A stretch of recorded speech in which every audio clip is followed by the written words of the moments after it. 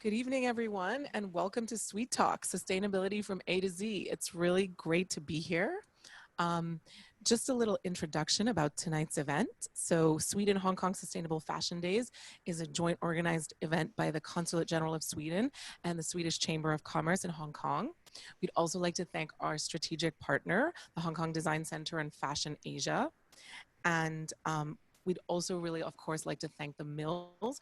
We are actually at the Mills Fabrica right now recording the event, so thank you very much. There's a fantastic fashion exhibition, by the way, by the Swedish Institute of Fashion Revolution called The Future of Textiles that is on display until June 8th. So please don't miss that. So that's happening here at the Mills upstairs. Today's discussion is really aimed at raising a little bit more awareness and asking deeper questions about the fashion industry and sustainability within the industry. Just a couple of admin points before we dive in. Please do send your questions into the chat. We are going to say, please no marketing in the chat. Thank you very much.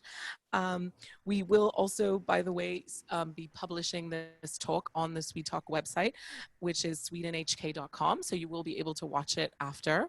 So it is being recorded, as you can probably tell. But I think that's it. I think we can now dive in. So my name is Sonali Figueres. I'm the founder and editor-in-chief of Green Queen, which is the largest sustainability media in Asia. And I'm really delighted to be moderating this panel because there's a lot to say about fashion and what the direction is. So without further ado, we're going to start with one of our panelists who's dialing in from Sweden. Jessica, let me turn over to you. So we have Jessica Cederberg-Wadmarsh. She is the Global Sustainability Director of Gant, and she's going to tell us a little bit more about herself. Jessica, over to you. Hi, everybody. Thank you so much for having me on the panel. Very honored to be here. I'm Jessica. I work for Gant. We are a 70-year-old brand, a lifestyle brand that was born in the US, and we were raised in Europe. We have our headquarters in Stockholm, but we have a sourcing, our sourcing office is in Hong Kong. So we are connected in both ways here. So that is really good. We make premium preppy clothes that is designed for a long life. And we also have a lot of work done for sustainability. I have worked with sustainability for the last 30 years, so I'm a bit of a nerd. And I also was blessed with a grandmother who was a dressmaker. So for me, I am very passionate about sustainability. And I worked for the government of Sweden for 8 years with climate issues. So I'm really looking forward to a talk on sustainable fashion and all the different nuances that that contains. And we would like to kick off with a small film about our stand on sustainability. So if you can please show the film. Our relationship with clothes is complicated. It can show our personality and help us break out of our identity. Right now, our industry is in need of repair. And going full circle calls for everyone to get involved. It's complicated, but not impossible. Thank you so much, Jessica. That's awesome. Next, I'd like to introduce you to Alissa Berggren. She is the Senior Manager of Shared Value, the New World Development COO, and the G for Good co-founder and COO, as well as On Board for Good. That is a mouthful. So maybe you can tell us a little bit more about all of that, Alissa. Yeah, so hi everyone, my name is Alissa from New World Development. So we are one of the largest land developer in Hong Kong. So we own like schools, hospitals, an insurance company, bus, ferry. So there's a lot that we work with.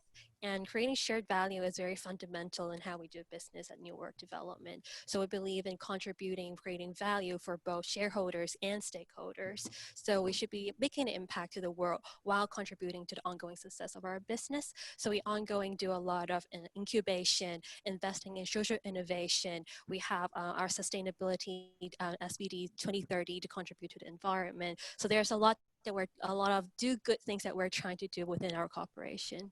Yeah. Thanks so much, Alissa. It's great to have you. All right. Next, we have Toby Crispy. She is the founder of Fashion Clinic. So tell us more about what you do, Toby. Okay, I've been working in the fashion industry more than 20 years, and I started my own upcycling fashion label last but not least 7 years ago. And then I co-create Fashion Clinic with my partner Kay in 2017. And Fashion Clinic advocates to repair, reshape, and redesign our old clothes to close the loop of the consumption cycle.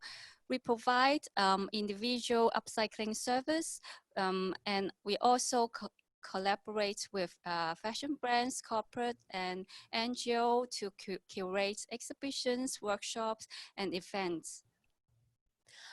Next, we'd like to go over to our next guest in Sweden, Anders Ankerlid. He's the CEO and founder of A Good Company. Anders, please do tell us a little bit more about what you do over there. Hello, everyone, and thank you very much for having me on the panel today. So I'm Anders. I run a sustainable and social impact startup called A Good Company. We are a fairly new company. We've been around approx 1.5 years.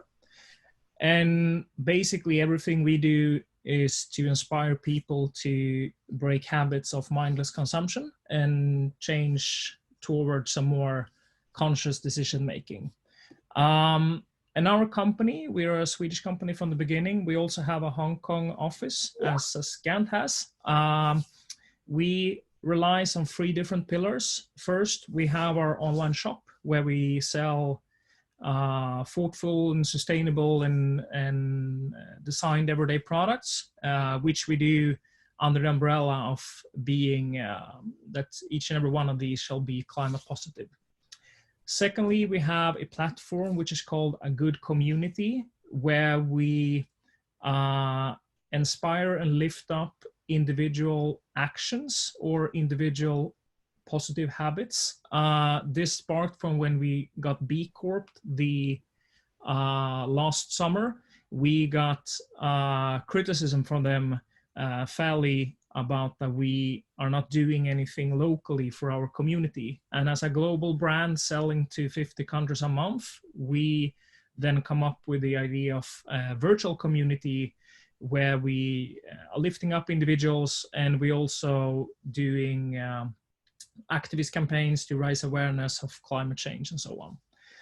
Then thirdly, we have a foundation, which is called A Good Foundation, where we basically are offsetting 4% of all our revenue directly into long-term initiatives to support climate change, be preservative about resources, and educate young people about what they can do, maybe teaching their parents into being more sustainable in their everyday life. And we do this with the bold promise of having a zero fee applied to it. So everyone is working voluntarily to that. And we're about to launch a circular fashion line, which we can maybe in the panel describe and tell a little bit more. But super excited to be here, and thank you once again for having me. Thank you so much, Anders. That's a lot of interesting stuff going on. Next, we have with us Carmen Li. She is the project manager for making zero impact fashionable at WWF Hong Kong. Hi, Carmen. Hi, everyone, and thank you for the time of sharing it. May I just introduce WWF and what do WWF do with sustainable fashion? 大家都知道 fast fashion 多年嚟消耗咗地球好多資源，可持續時裝慢慢成為咗全球時裝嘅大趨勢。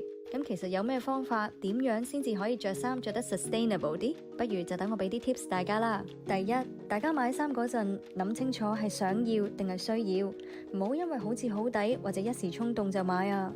第二，每製造一件新衫都會產生一定數量嘅碳足印。其實好似 Emma Watson 咁，着多啲二手衫，一樣着得咁靚。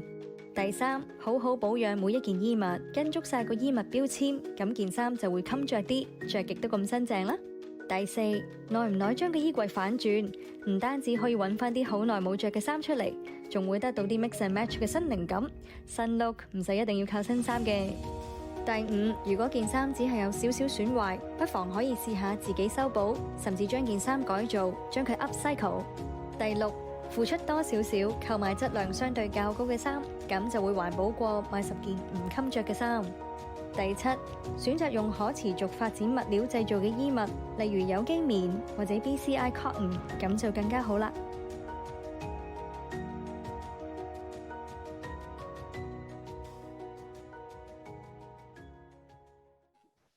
Yeah, that's the consumer advocacy that we feel about sustainable fashion. WWF was founded in Switzerland in 1961. We have now been reaching over 100 countries. WWF Hong Kong started in 1981 here, and we are focusing on a few areas: climate change, land and water, ocean, and so as what we also do public engagement, and so as education.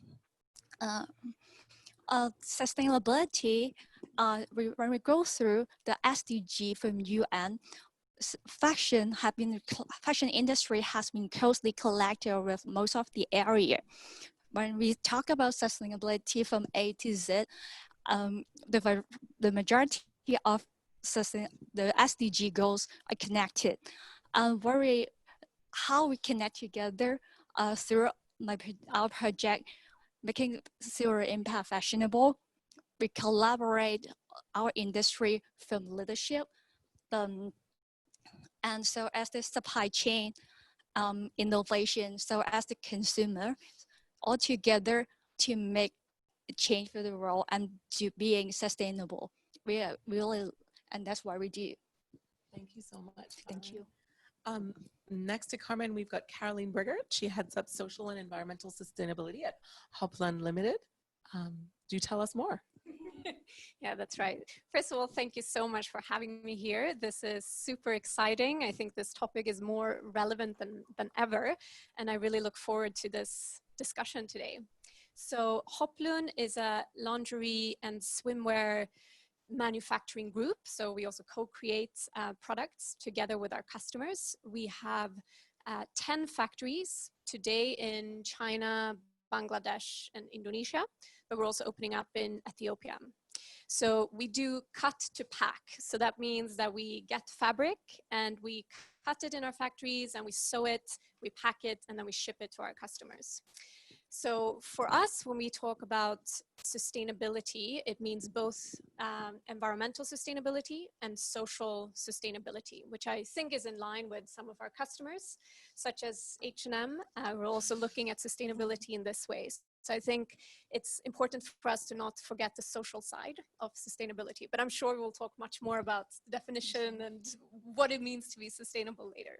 But thanks again for having me. We absolutely will. Thank you, Caroline. And finally, last but not least, we've got Harsha Vardhan, who's the Global Environmental Manager at H&M Group. It's quite the job, quite the big job there. Thank you, Sonalyn. Hello, everyone. A brief introduction of H&M Group. I guess most people know H&M as a brand, but H&M Group has 7 other brands with unique identity. It's Stockholm. We have headquarters in Stockholm. It's a 73-year-old company, more than 5,000 stores in 74 countries. So it's quite a big operation. And we are sitting here in this beautiful The Mills in Hong Kong. So Hong Kong is a very important part of our business because we have our global production office here, and I'm part of that team. And we have been working with sustainability for more than 25 years in different topics, a lot of ups, many downs, a lot of appreciation, a lot more criticism. So we have learned a lot in these 25 years, and I'm happy to share some of those learnings with everyone and also to learn from experience from others on the panel. I also have a short video just to show not just about what H&M is doing, but touch upon what kind of challenges we have in the industry and more about call to action towards customers, because I think we have to do it together with customers and we often forget that. So it's a very short video about that.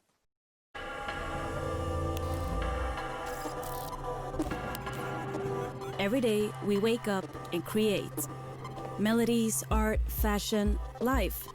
We innovate, update, invent, knowing the future is already here. Old truths abandoned, new truths invented. It starts with one, then resonates in all of us. It's a collaborative thing. We all play a part in forming those magical spaces where new ideas take shape. Together, we can come up with things that redefine the whole fashion narrative. Like turning fishnets and nylon waste into yarn, making fabric out of eucalyptus trees, or help farmers grow cotton in better ways. And by 2030, we will only use 100% recycled or other sustainably sourced materials. Try and come up with something new, cut and paste, rewear, reuse, recycle. Find what has been forgotten, put it together in a brand new way. Because the thing is, when it comes to fashion, nothing is too worn, torn, or used to get a second life. So speak your mind, inspire, get inspired, and more importantly, feel that this is important. In the end, we never settle. Neither should you.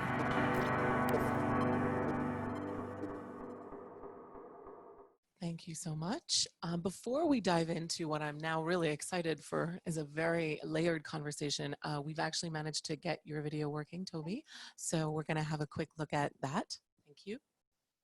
因為 fast fashion 令到大家好似好容易就可以去買到一啲嘢裝扮自己，買咗又冇感覺，掉咗又冇感覺，更加令到大家不斷咁樣用一個好似唔使心思嘅價錢就去買翻嚟啦，亦都唔會好珍惜佢啦。咁有啲可能你冇用過就掉咗佢啦，就令到地球去消化我哋嘅廢物嘅壓力好大。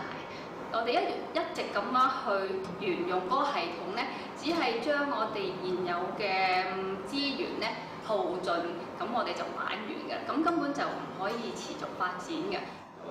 佢都叫幾 hit 啦，幾過癮咁咪買咯。咁但係因為始終 out 咗啦嘛，即係唔會再着，因為佢好浮誇㗎。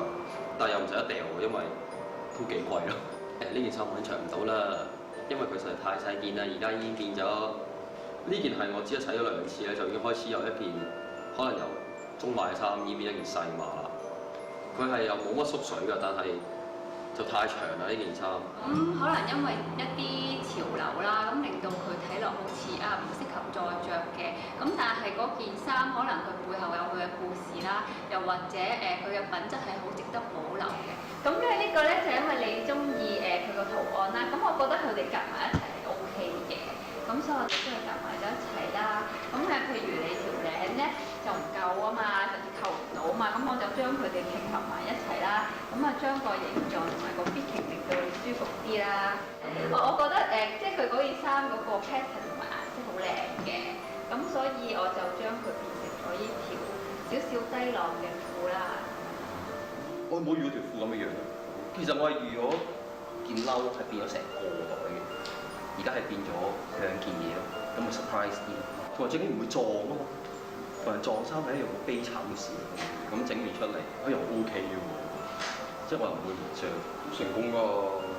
Recycle 係只要你可以循環再用嗰樣嘢咧，就叫 recycle 啦。但係 upcycle 咧就要講求嗰個美感啦，同埋個工藝，即係點樣令到嗰樣嘢嘅價值再提升。其實我嘅目的係要令到嗰件衫喺嗰個 owner 身上邊嗰個生命係可以更加長啊！即係最緊要就係個 owner 會再一次咁樣喜歡翻件衫，同埋使用得佢耐啲咯。Choose well, buy less and upcycle 啦。鞋我以前係1個月買1對㗎，當然啦，要追上潮流嘅尖端㗎嘛。係咪㗎？真係㗎男仔我係一個名牌老弟嚟嘅。但係好矛盾㗎，你又覺得嘥，但係你又貪你又中意買衫，中意襯衫嘅時候。Great, thank you. Thank you for sharing that. So I think before we go deep into fashion, we need to kind of address the kind of pandemic elephant in the room, which is that if we were having this discussion 3 months ago, we would probably be having a little bit of a different discussion. So I'd like to kind of start with, how COVID-19 has really changed the conversation around fashion. I think we have broken supply chains, we have interrupted retail opportunities, we have consumers that want to do better, we have brands that want to do better. So I'd like it if you could all share a little bit about, you know, the new normal for fashion in a post-COVID world, knowing everything we now know. So maybe we'll start with Jessica. Yeah, I would like to say that it's very interesting to see now that also financial aspect is coming together with sustainability aspects, like not having that many seasons. We are a slow fashion company, so for us we have timeless and clothes that have a quality that can be worn for a long time. But now we see other brands taking the same positions with this due to the pandemic, that they want to cut down. And of course they say it's because of sustainability, and that is good. I think that we need to be open that sustainability can have win-win. So it's both for the planet, it's for the financial structures, and also of course for people that is working with this. But I also would like to say that one of the things I think has changed mostly is that the transparency that we're now experience with supply chain has not been spoken about so much before as it is now. Although I think that if you are a fashion brand, you know that you need to take care of your supply chain, because that is like the foundation of your work. So I think that that is not to be bragged about, but something to be, of course, always taken care of. And I would also like to stress that even though everybody here is really working with sustainability is not a main thing for fashion companies globally. It's still a minority of the fashion companies and companies globally that actually is doing sustainability work. So we should all be proud of being part of sustainability work within our industry. Thanks, Jessica. So Caroline, you're on the supply chain side of things and you're working with your clients, producing for them. So how's your new normal going forward? I mean, you know, not being able to go on site, factories closed. What is it looking like for you for the rest of the year from a sustainability angle? Yeah, wow, it's been a few very disruptive months, I would say. So it started with raw materials being delayed coming out from China.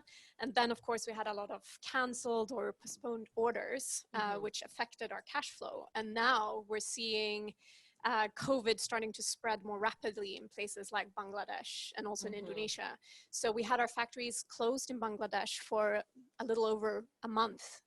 So, you know, I think it's really important for us to show our values, right? So during a time of crisis, that's really where your values are put to a test. So for us, that was really important that we made sure to continue to pay all of our workers, that we didn't lay off workers during this difficult time, even though we were also struggling as well, because we had to work with our customers on how we could postpone or we also had to deal with canceled orders, right? So it has definitely affected our business. But the good thing for us is that we're primarily like a laundry company. So I think that's one of the product groups that consumers will continue to buy. Yeah. So it doesn't matter so much if you're spending your days at home or if you're out on town. But I think with people being in lockdown, it has given us all a lot of time to reflect on consumption patterns and all of that. And it seems like all the trends are pointing in the same way, like sustainability and consciousness will be even more important going forward. Harsha, obviously you're presiding over a massive company in terms of supply chain and retail presence. This must be very disruptive because it's covered all your markets. How's H&M adapting? What's the main mission? I think I agree that what it has brought forward is this value proposition, right? What we as a company stand for. I think one thing which is good is that there are a lot of climate skeptics talking about, you know, there is no pollution, there is no human pollution, but they're all kind of silent now because you can actually see the difference. You know, you see blue skies, you see clean water. So there is increased focus on environment part. But obviously, there is a big disruption when it comes to social and job security in supply chain. And what we have learned really is the value of partnership. And of course, relationships starting from home, we're all locked down and in the same apartment with the entire family. So you need to build that relationship. But in the supplier and customer, because someday, going forward, we'll be getting out of this situation. The only companies which will survive are the ones who will value their relationship and partnerships. And that has been a lot of discussion within H&M, and how do we maintain those partnerships with suppliers? How do we make sure that we take them along with us? And this has not been easy. Of course, we still have to cancel orders. But when we do it, if you keep that communication going, and if we tell them that we are in this together, and then we will, when we come out of it, we will build this together. So far, it's worked, but I think we are still in the middle of it. So we still have to see how it goes. Okay. Anders, I really want to turn this question to you because you're curating a selection of products. So I want to go more into, what makes a brand sustainable? When you're curating your retail selection, what are you looking for? I mean, it's a word that gets pushed around a lot, but what does it mean to you? Yeah, I think for us, sustainable goes, it's into one extent, a very easy question to answer on, since it goes into everything we do. And into another extent, almost an impossible question to reply on in a panel who hasn't have 9 hours to listen to me.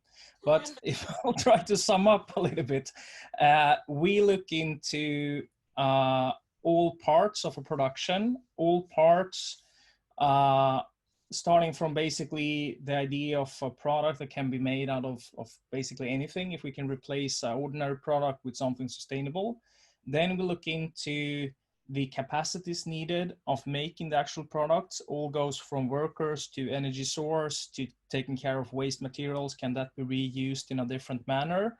Into packaging, which I think is an aspect that a lot of companies are still missing out. They're focusing a lot on the actual raw material or on the product itself, but are shortcutting a lot into how to ship the product in a sustainable manner in a material that is needed for protection, but also can be maybe reused as an end consumer material. And then from that, how to ship to customers, even if you run a brick or mortar store setup, or as we do, more of a D2C brand selling directly to consumers.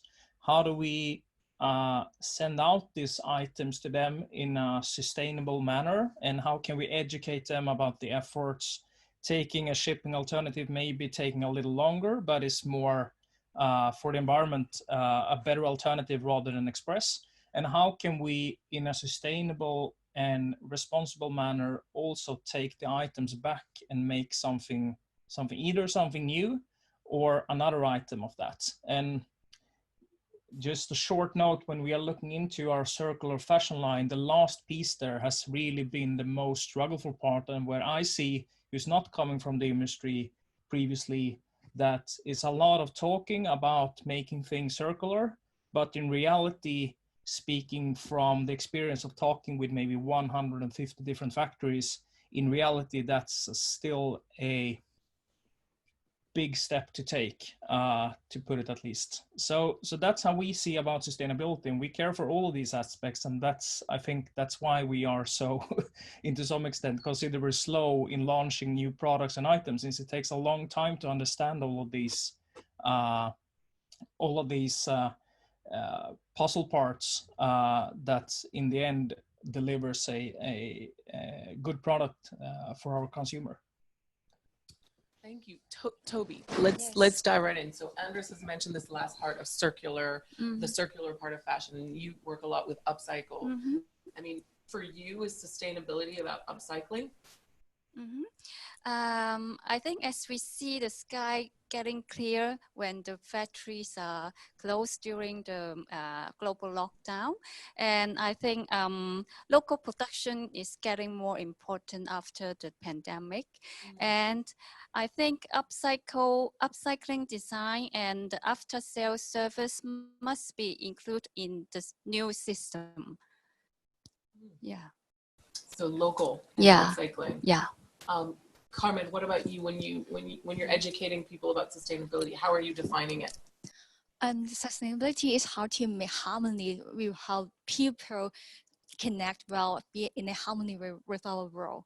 I think it's like our mother world that are also so as the wildlife, the biodiversity, everything that we conserve and we cared about. Sustainability after the pandemic, over the fashion side, from our point of view, is there. First thing, the pandemic made people connect back together, connect back people together, so as connect them back to the future. Basically, the buying pattern, they really think before they buy. They really want to make a better choice. They really want to empower. They do more research during the pandemic time. Also, the value they look at is not only on the dollar side, but also how can I make a better choice to make the people awareness, to make the world better, which is to be continued through generation. That's what sustainability means to everybody. Is like a balance from economic, social, so as an environmental side. Thanks, Carmen. Jessica, I wanted to go back to you because obviously Anders covered all these different parts that you have to think about to be a truly sustainable brand. And you mentioned before that, you know, the people in this panel are in the minority in terms of really kind of thinking about sustainability at the forefront. But obviously, sustainability has become the buzzword in the industry, and consumers want to see sustainability weaved in, so to speak. Is it okay to be a brand that is imperfectly sustainable, not getting it all right, but trying? Yeah, absolutely. I would like to say that anybody who claims that they are sustainable is a liar, because there is nothing that is fully sustainable. Of course, we all need to work with sustainability, and I think that that is the beauty with sustainability. There are so many things that we can do here. But I want to touch back on Anders' point, and also at H&M, because I think that this is a thing for us as an industry and as a brand to take responsibility to do a majority of the stuff, to really make sure that we both work with our supply chain, with sustainable materials, and with climate and water and people, and also the planet. Then we can also invite the consumers to be a part of that, because we need them, because without them, we can't get to a positive impact. And I think that that is also something that we at Gant, we have just launched the 7 rules. So we talk about refresh, remake, reuse, recycle, and all of that. And what we see from the consumers is a very big interest in that, to be a part of the whole impact that sustainability is within our industry. And I think that working together with others, that is the biggest thing that we can do. This is not a competition. This is a place where we can share knowledge, where we can share technologies, and where we can borrow from each other and really get there faster, because we have a stress here to do this in a faster way. And I think that that is then achieved by working together. I'm hearing a lot of working together, relationship building, partnerships. It's quite interesting. You're all kind of saying the same thing. So Harsha, if we go on the topic of, you know, sustainability, sometimes customers, they want to know, is this sustainable or not? And I think what we're saying on this panel is there's no such thing as perfect sustainability scoring, because it's not really totally possible. But H&M is a company that's under the microscope on the global headlines. You know, there sometimes accusations on the supply chain and greenwashing, and how do you see that?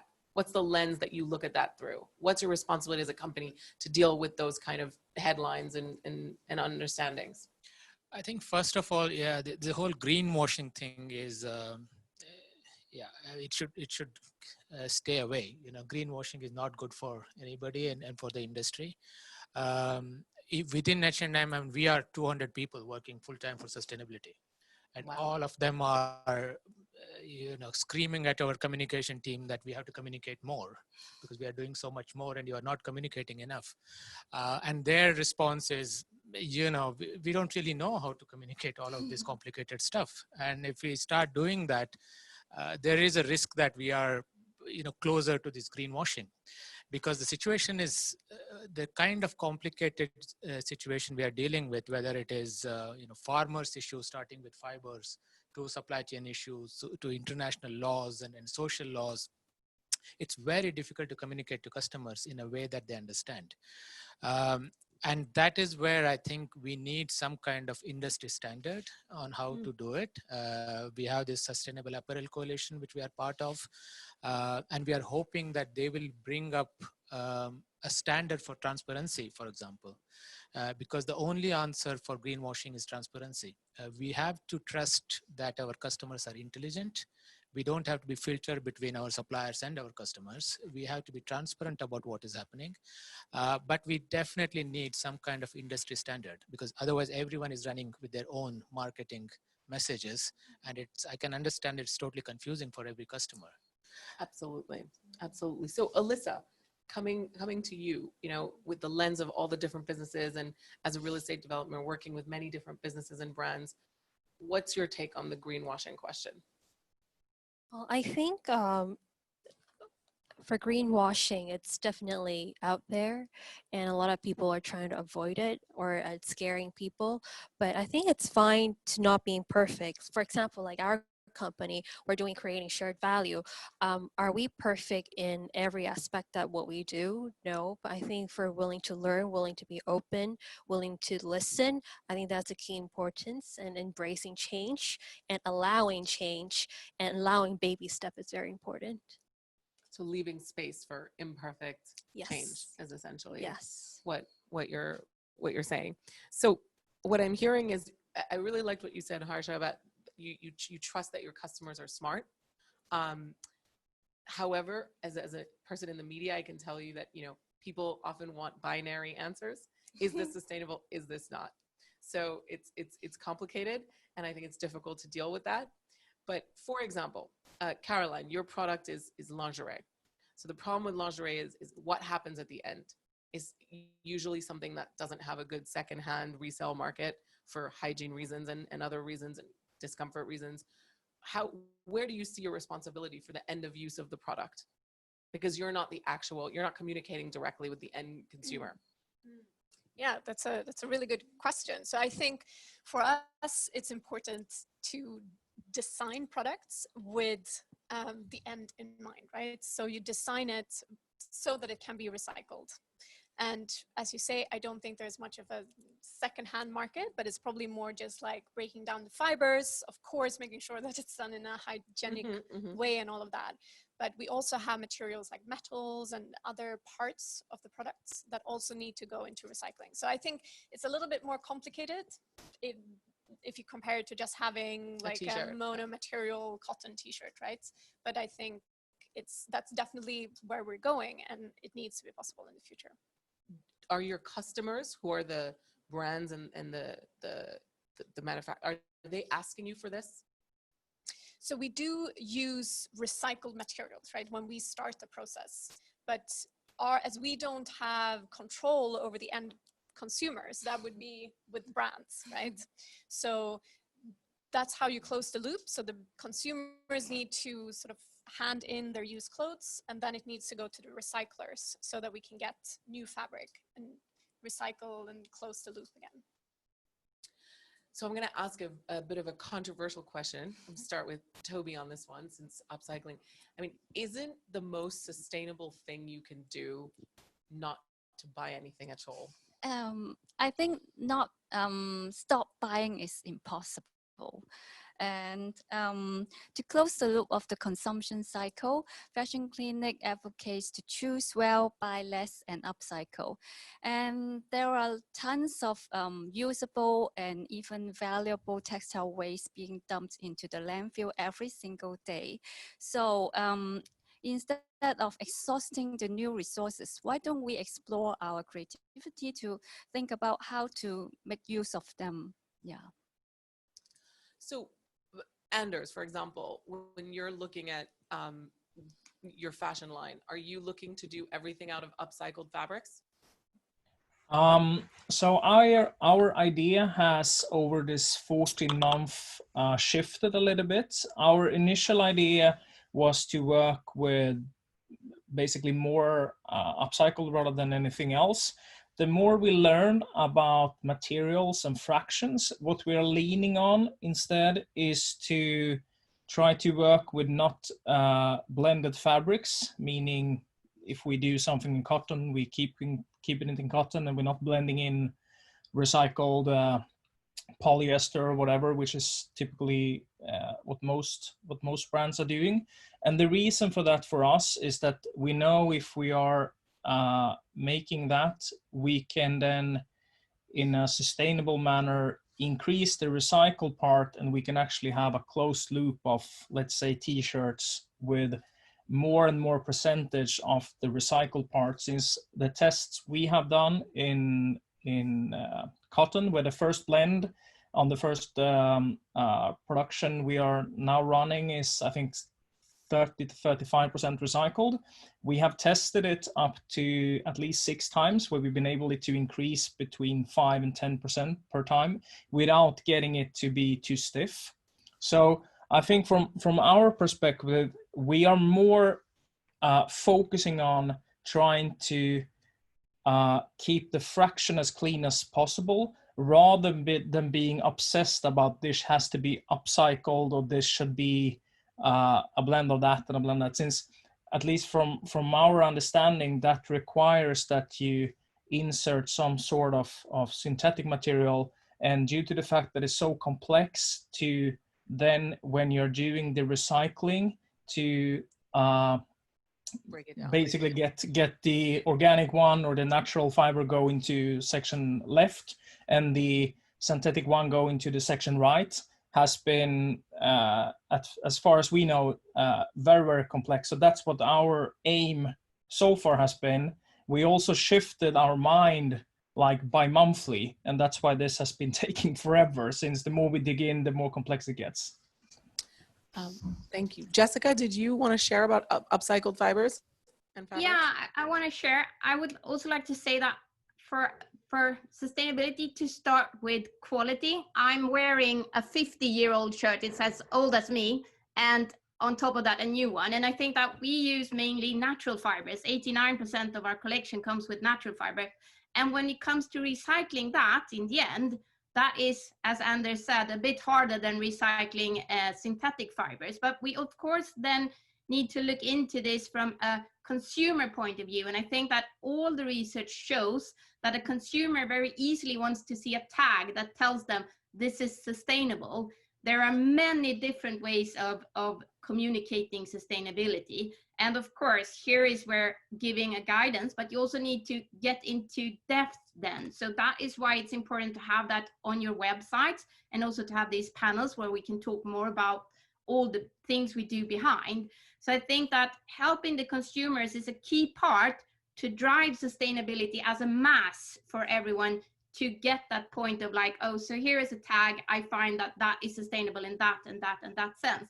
But also, we're also part of the Sustainable Apparel Coalition, and getting to the point where there is a way of doing this as a one unit is always going to be super important to, again, help the consumers and also the decision makers, because I think that when we take these steps to be proactive, we also stay a bit ahead of some of the legislation that doesn't always have the best in mind for everyone. It's good from one perspective, but sustainability has so many perspectives. So here's where you need to make sure that they are covered when you're working with this. And I think that that's why we say it's complicated, but it's not impossible. It just takes time, and you need to be really working, also looking at other industries and seeing how can we learn from them. So to connect back to your greenwash, I think that one of the things that we have really learned from the car industry is that they have traceability down to the minimum things in a car, because they have had that for so long. We have a way to go there, but then they was hit with a Volkswagen scandal, and that was the biggest greenwashing in centuries. So I think that here's where you need to look at the good things, but also make sure that you have transparency all the way through. Thanks, Jessica. Harsha, I think you wanted to share, you mentioned that H&M's goal by 2030 is all upcycled or all natural, sustainable fibers. But we do have this massive textile waste crisis in the world. We have all these textiles that are sitting in landfills, and every day more is added. Do we not have a responsibility to kind of focus on that first before creating new? And what's your take there? Yeah, that question, and connected to what is being discussed here on recyclability and recycled material. And we collect old garments in our stores. Everybody can bring their old garments and drop it there. Last year we collected 29,000 tons globally. It's a huge amount. And it's not just H&M garments, right? It can be anything. And of course, it's all kind of mix in that. Our dream or goal, or now it's, I think, slowly getting into reality, it should be possible to recycle any material in the future. I mean, we as an industry, we have been very lousy to use technology. We haven't really been good. But you probably heard Edwin in earlier panel discussion where Hong Kong Rita has been working with different technology. We have been collaborating with them. H&M as a company, we have invested in 5 different innovations, specifically working with recycled material. So I would say in next 4 to 5 years, things will change. And we are very hopeful that it should be possible to recycle all kinds of materials. We may not get the same material that we are having today. 10 years from now, the materials will look different. But they will be upcycled, they will be recycled, and that will get us closer to what we want to achieve as circularity. So the problem that Anders talked about, where you have this issue with being able to break down recycled fibers, won't be such a problem. That's a big problem right now. Right, but you see that. But absolutely, next 5 years, things will definitely change. We already see a lot of things coming up. We have this Resale, one of innovations that we are invested in. We released first collection beginning of the year called Circulose, and that is the first one. And you will see that series of such things coming up. It will take some time, but definitely next decade will be about upcycling and recycling. Okay. Staying within the upcycle work, Carmen, you work with WWF. They're a very important conservation organization, especially when it comes to the oceans. Now, one of the big issues in upcycling, it's one of the kind of the negatives is obviously that a lot of the recycled and upcycled fibers they contain microfibers that then end up in our oceans because we don't have the sieve. We're not kind of collecting them. So what do you think about that? I think our first thing, we'll need to educate people how to deal with the works, the pros and cons when you before you buying, and how you take good care of what you buy. Actually, microfiber, it doesn't only come along with our garment. So as you're buying parent, all the packaging, where does the plastic luggage come from? And actually, currently we can see during this pandemic, the single-use plastic from the food we order, the deliveries, and all these. So as when we put online orders, all these stuff. Absolutely, there's definitely a single-use plastic problem. But sticking to kind of the fashion side of things, a lot of synthetic fibers do have this kind of secondary problem of they release microfibers, and we're making more and more garments out of synthetic fibers. So what's the solution there? When you're educating people, how do you kind of deal with that issue? Actually, just like what Toby said, is buy less, choose well. So as we will advocate how you should know, read the label, how to take good care of your garment. It also acts, and also when you get to the end of life, what to do with it. Many people just like, oh, okay, I go to secondhand, or I can retrade it, but at the end it goes to landfill. And that's the thing that we will need to empower people so as get business engaged on doing more, like what H&M is doing is one of example of that. Caroline, in the lingerie business, there's a lot of synthetic material used, and one of the issues about microfibers is it happens when you wash the clothes. This is the rise of athleisure. There's a lot more synthetic leggings, blah, blah, blah. So where do you see the responsibility there? Yeah, I think there needs to be conversations had with like laundry machine manufacturers as well, right? So that we can start having filters, because all materials shed.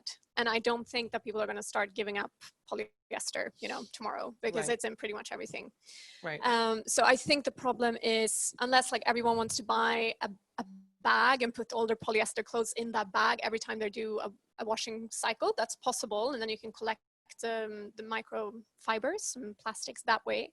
But I think it's probably more sustainable and to engage the manufacturers so that we can have a more holistic approach to this and try to build that into the machinery themselves. So ideally a washing machine that would just filter this out before it goes into our waterways. Yeah. Toby, I'm gonna turn to you. For you, what is a circular fashion system for you? I mean, do you see secondhand and resale playing a big part of that? I think in the sustainability system, it includes many methods such as second-hand clothes, clothes rental, recycling technology, upcycling services. So I think it involves so many parts, and I can only do my best for my expertise as an upcycling designer. Yeah. Maybe Jessica, you want to speak to kind of the resale market, because some people say it's going to disrupt the entire market and be actually worth more. What's your take? Is this something Yeah. Gant is looking at? Yeah. First, let me just address with the fibers and stuff like that. I think there's a difference here when you use a synthetic fiber to have a performance for like outerwear, to have a lightweight performance that is against the wind, and when you blend in polyester fibers to cut the prices. Those are two different parts of the same conversation, and I think that is important to keep in mind. So I think that is also something. Sometimes you need a synthetic fiber to have the performance, like for the underwear, for instance, and then sometimes it's just thrown in to cut the prices. And that, I think, I'm hoping we're stepping away from that in more and more brands. I would like to see that. But the microfiber issue is relevant to both, whether you're cutting it cheaper or for performance, right? Yes, absolutely. But I think that when it's there for the performance, it's still, I think that this will also evolve with technologies and research, but I think that just for cutting prices, there are other solutions to use than just throwing in synthetics. But back to your question regarding the impact of our of having a sustainable presence in stores.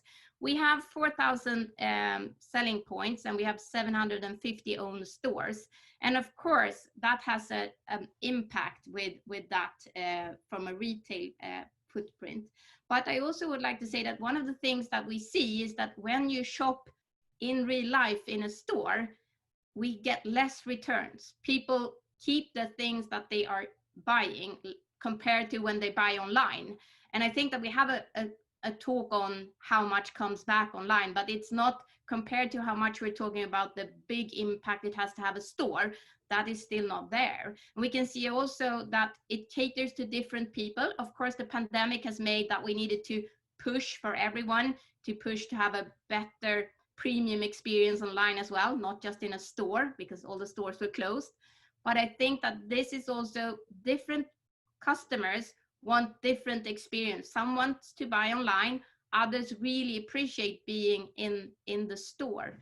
And I think that when we talk about single-use plastic, one of the things that our industry has is, of course, the coat hangers that is made out of single-use plastic, and they are now being turned into more sustainable materials. But for us, even in all our selling points, we only use wooden hangers that is sustainably sourced. So I think that looking at having a store is also a way of telling in real life what you stand for and what your brand values are, and that you can touch and feel quality, and also to make sure that you can engage with the consumers, talking about what we're talking about now, how to refresh your garments, how to repair them, how to even we're trying out rent for the first time. And we see that as one thing that we want to scale up, because sometimes you want to borrow something for a while and then return it, and then someone else can do it. So I think that here is where having that both presence online but also in physical stores can have a good impact if you do it in the right way. That's really fascinating what you said about returns in store. Staying on the retail presence store, Alissa, how can property developers, how do you work with your tenants? I mean, you have the beautiful space K11 Musea with lots of sustainable brands, and I think the company was instrumental in working with them to hold them to higher standards in terms of their retail space. Can you speak more about that? Sure. So for our shopping mall, for newer shopping malls, you see that we actually implement a lot of waste-related programs. Mm-hmm. So as a corporate, there's a lot that we can do and a lot that we should do.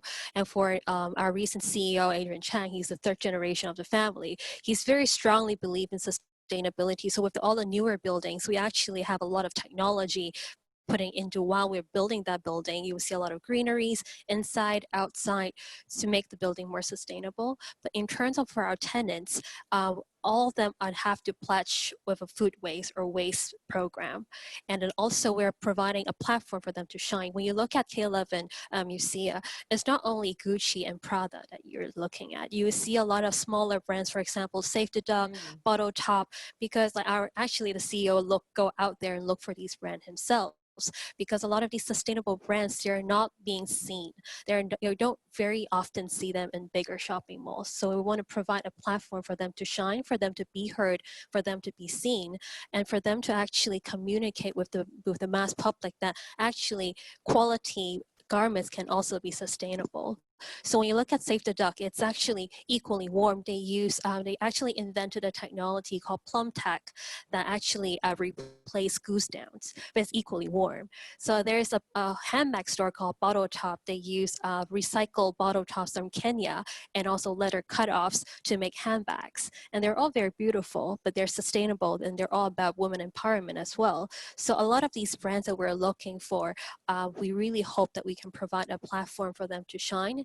And aside from our own tenant, we also invest in these companies. So there's one company called Picoti. It is a social innovation. So we also invented, actually use recycle material to make their t-shirts. So these brands, we're also trying to invest in them and empower them to use our platform to be heard as well. Interesting. So that's the physicality of it. But Anders, you're communicating with people online. So how do you kind of connect with your consumers and kind of make it very clear that you are a sustainable brand and that you have these values online? I think in everything we do, I think the only key part to be sustainable is not to brag about it too much. I think there's the previous discussion about the greenwashing thing. I think the main problem with that is that many of these industries are based on the ground of that push more and more consumption. What we are trying to do is to be as open as possible with everything we do. So we describe the factory, we describe the production techniques, we elaborate weekly, mainly on our failures when we are trying to make new products to enhance the knowledge for at least our customer base, how complex it is to make a new product. I mean, once a month, we have a progress update where we basically record a short video and describe what's happening within the firm. And at least for the last 8 months, we've been telling that we have great progress on our circular fashion line. And still to date, we are far from being able to launch. So I think that is the key component for us, being transparent. The other thing about being sustainable is to avoid being too pushy. The logical thing for like the next step within e-commerce is to launch a lot of subscription-based models. And I think a lot of companies will try to lean into that.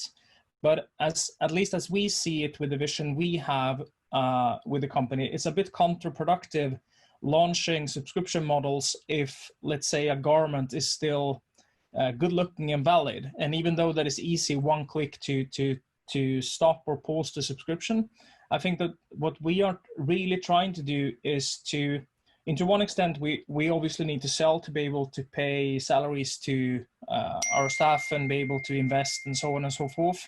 But we also need to shill down a lot and believe in that if we are providing a good product at a reasonable price to consumers and educate them about everything about the craftsmanship that goes into the product, both in the pre-phase of developing, but also in terms of launching it and the afterwork with the circularity, people will come back. They will, when the product have reached its end life, we can hopefully help them take it back and recycle it if they cannot do them themselves in their local markets. And if they're happy about the product, they will buy another one. So I think that's how we are and it is, I truly understand that it is counterproductive to some extent having a brand who relies on growth, but I think that's completely has to shift, and we have to care for all aspects about it. And then it's maybe more, as we see it at least, sell less and be pushy as little as possible is the best recipe to actually be as sustainable you can be. Okay, so don't brand and don't brag and don't be pushy. Otherwise, you may get caught into sort of. To some extent, when you are very open about things, you are bragging. Since when we are telling about production techniques and the craftsmanship behind it, I think that is to some extent that we are actually really bragging, since we are proud of that.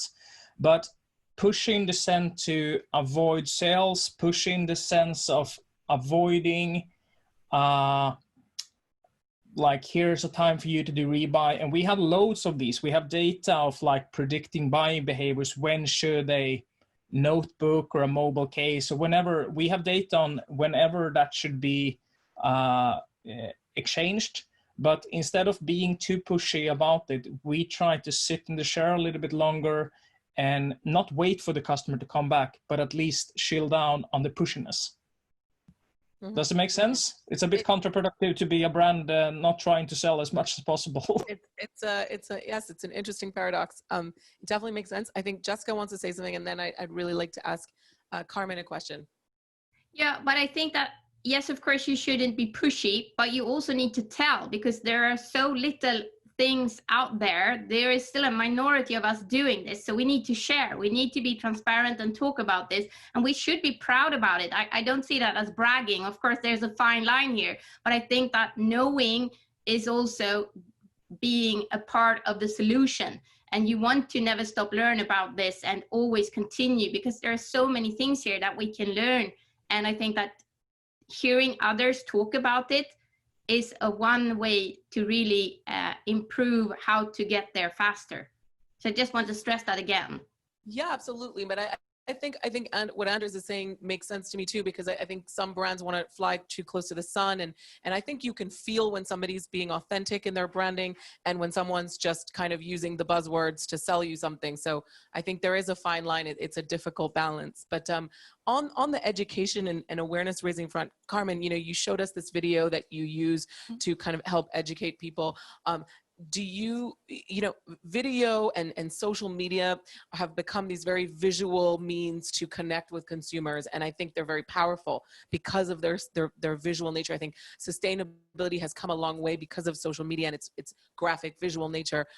But there is this kind of other side of it where a short video can also reduce many complex ideas to very small messages. How do you find the balance when you're creating content to educate people, where you want to educate them but you don't want to make things too simplistic?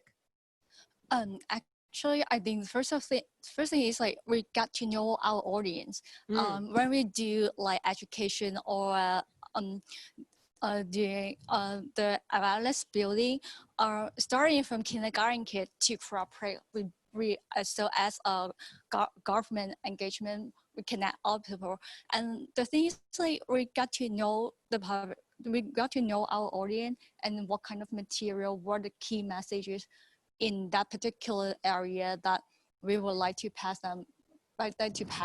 So you change your content depending on your audience? Yeah, actually, it's just like it is not change. Our content will be really universal, like to be sustainable, but the way say, or when we go to school, talking to the kids will be definitely different from we talking to the council or dealing with government, definitely. So know your audience when you Yes. communicate. That's a great message. Moving a little bit further along onto the role of technology, Harsha, you've shared that you guys in H&M is investing in many types of fabric technology, but what about other technologies? You know, things like AI for predictive stock. I think one of the things that doesn't get talked about a lot is the mismanagement of stock and how many brands are overproducing. And I had this massive conversation with a woman whose business model is to sell excess stock, and I said, why is there so much excess stock? And she said, well, there's nothing that can be done. When you produce on large quantities, you get excess stock. Is that true? I mean, can brands do better? Can supply chains be better? This is probably also aimed at Caroline as well. And can technology help with that? Yes, I mean, we have suffered in the past as well because of excess production and not getting it right. And last 3 years, there has been massive investment in AI. So it is from AI. And you can see that there's a difference already now. There is a big change in how we are managing it, how we're predicting. And within H&M, there is so much focus on AI, and we call it sustainable AI policy, which is both for sustainability as well as just business. And it is definitely helping. Caroline, on the tech side, is blockchain something you would be looking to invest in to have that supply chain transparency? I mean, the word transparency keeps coming up in this conversation. Blockchain is definitely one of the methods to get there. I mean, is there a future where we can literally use blockchain to pinpoint every part of the supply chain and have complete transparency as consumers, as stakeholders? Yeah, I'm not sure if blockchain, it's a very tempting word, right? But I don't think that it's automatically the solution, but traceability for sure is. And I think it starts with that for sure. So there's a lot you can do for traceability, but also for us, if we just talk about technology, I think what happens in the factories, and if you want to use more technology for that is also very important for transparency. So if we can get real-time data, exactly what's happening for our water usage, energy usage, but also on the social side, so that we know for sure who is working, get full transparency on working hours, and also having really transparent grievance channels so that we can catch a problem as soon as it comes up. I think that's also something that we would be interested in as a manufacturer. Let's stay on this point a bit. Sorry. Let's stay on the point about workers and their well-being, because COVID has exposed that across many industries, not just fashion, but meat and others, the construction workers, they're often, there have been hotbeds for pandemic breakouts because a lot of times the conditions are not great. So you're talking about transparency. How do you maintain kind of an oversight on your workers and their well-being while not kind of having a sort of surveillance feeling in the factory? What's the line there? Yeah, so I mean, when people enter our factories, we have a lot of measures. So similar to what we have here in Hong Kong, right? So if you go into a restaurant, you have your temperature checked.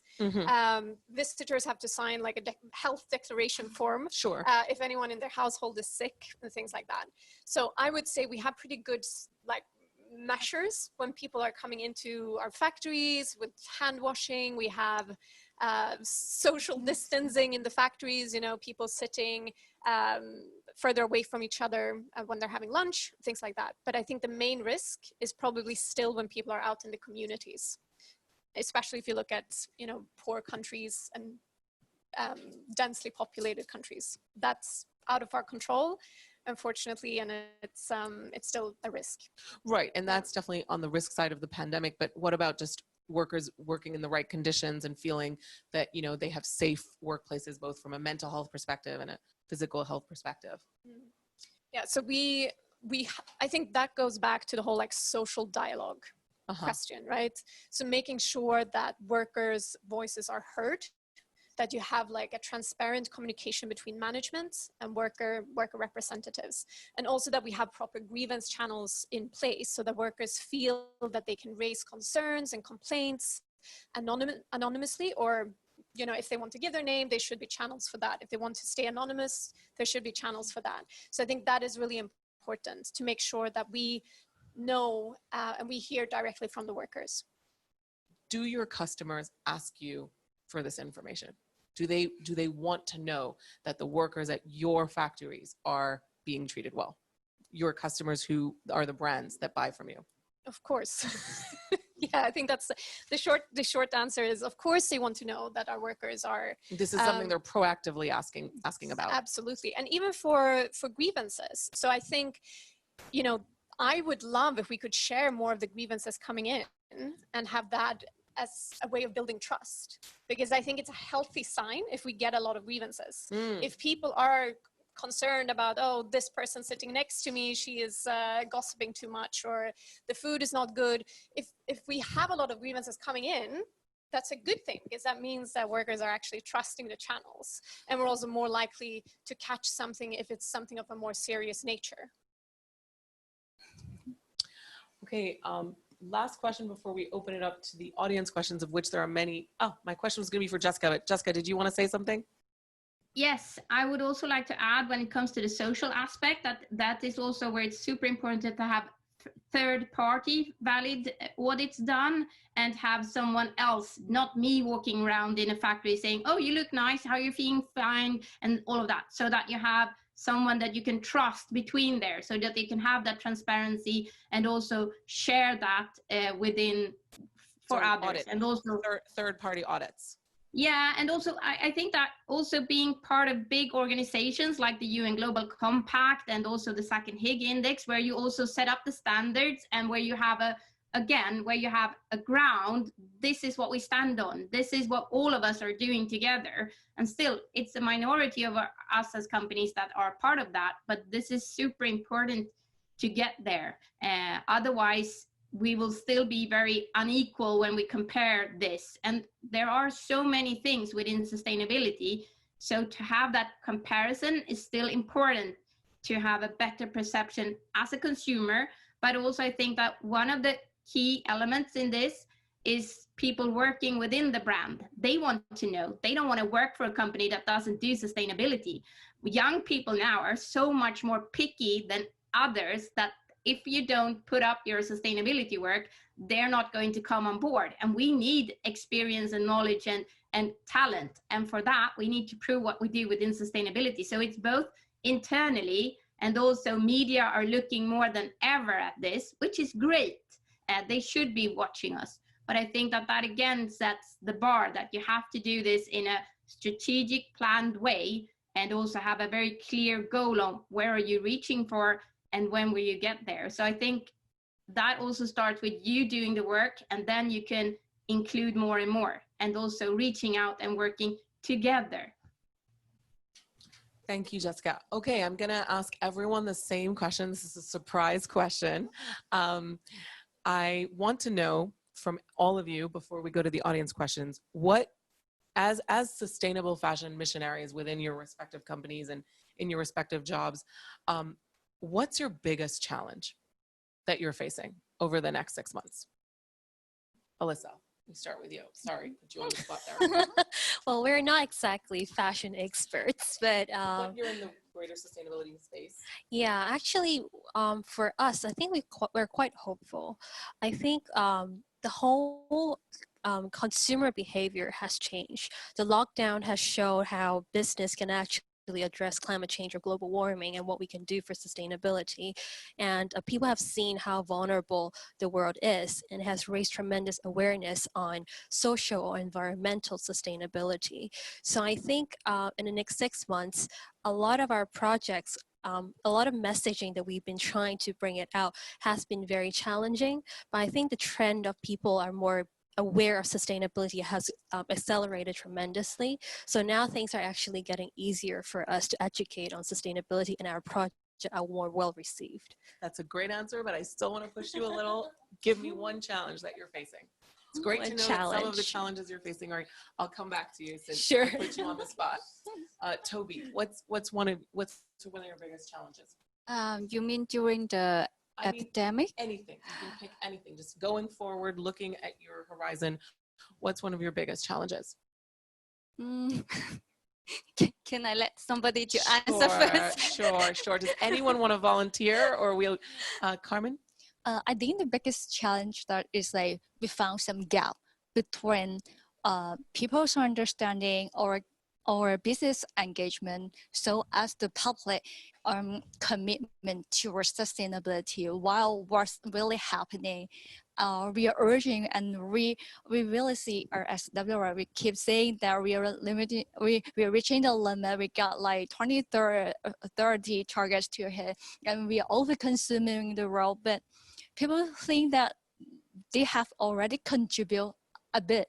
We are contributing, but our effort is not enough. I think the challenge that we got, and as a conservation NGO, is like how to bridge the gap between what our normal as like a city citizen, that how we consume our planet versus what we really how to connect back to the nature. Say COVID-19, right? Like, so how do we treat our wildlife? So as what do we look at sustainability? How can we maintain our Mother Earth as peacefully as it is while we resume, and how? Okay, so the gap between what we need to achieve and what we think we're achieving. Yes. Caroline, do you? Sure. So, okay, in the short term, I think as many others, we had some of our budgets being frozen, right? So we have to pay our workers. That means that we're not going to invest in solar panels and, rainwater harvesting in the next 6 months, unfortunately. But that's the short term. I think in the medium term, it's to cascade our sustainability work to our suppliers. Right, to have them starting to report, being transparent in what they're doing, and also setting goals and starting to deliver on the sustainability side, right? In the long term, I think we as an industry need to work towards climate neutrality or being climate positive. So what is the answer to that? Is that to only maximize our facilities with solar panels? Or do we also need to talk to governments about like the energy mix and making sure that we start using more renewable energy? And what does that look like? Harsha? It's difficult to pick one when you're working for H&M. So no, I think short term, it's basically, just make sure that everybody is motivated still. I mean, it's a very difficult time for all of us. I mean, as I said, 200 people working with sustainability, things are disrupted. We just have to keep them motivated, survive these 6 months so that we continue our work.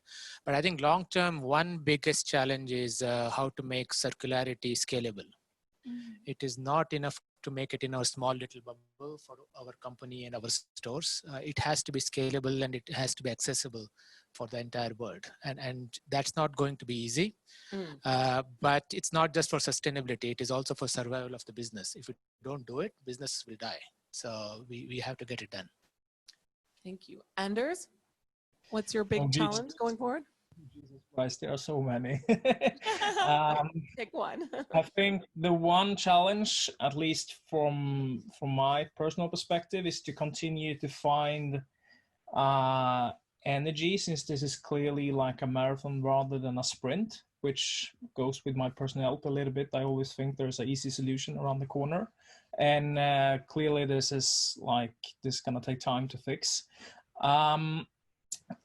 One of that examples, we have set up programs with every factory we work with into like local improvements. It could be anything from helping them understand the workers' right to changing power supply system, testing new materials. And as a lot of people also stated here, that has been a little bit paused for logical reasons. And I think one clear challenge for both for me, but also obviously for the industry, is not to take this pause for granted, but continuously working with that. Since the only thing we will do when we are coming out from this, if we are not starting working with this now, is that we will go back to basics.